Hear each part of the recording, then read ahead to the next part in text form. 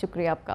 بھوانہ میں بھی عام انتخابات کے حوالے سے کاغذات نامزدگی وصول اور جمع کرانے کا سلسلہ جاری ہے۔ رہنما پاکستان پیپلز پارٹی امیدوار MPA PP 97 ڈاکٹر فخر النساء اپنے کاغذات نامزدگی جمع کروانے ریٹرننگ آفیسر کے دفتر پہنچ گئی۔ تفصیلات جانتے اپنے نمائندے ناصر علی سے۔ جی ناصر، کیا اپڈیٹس ہیں؟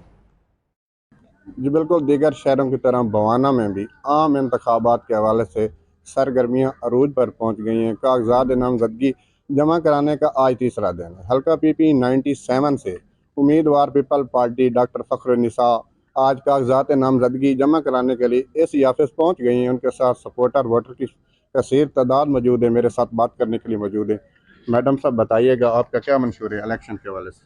جی، جس طرح کی ہماری پارٹی پاکستان پیپلز پارٹی کا منشور ہے روٹی کپڑا اور مکان، تو وہی منشور لے کے ہم نکلے ہیں میدان میں، تو انشاءاللہ اپنی پارٹی کے منشور پر چلیں گے۔ اور دوسری بات، میرے والد صاحب کی جو خدمت ہے وہ کسی سے ڈھکی چھپی نہیں ہے۔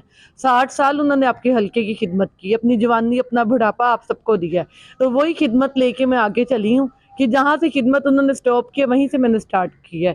اور جو رہ گئی بات پیپلز پارٹی کی، باقی پارٹیوں سے اگر موازنہ بھی آپ لوگ کر لیں تو امجد ثاقب اسٹیڈیم انہوں نے بھوانہ کو دیا ہے، ہم لوگوں نے پیپلز پارٹی نے کروڑیا پارک ہم لوگوں نے دیا ہے جو ہمارے نمائندہ جب بنے تھے پاکستان پیپلز پارٹی کے۔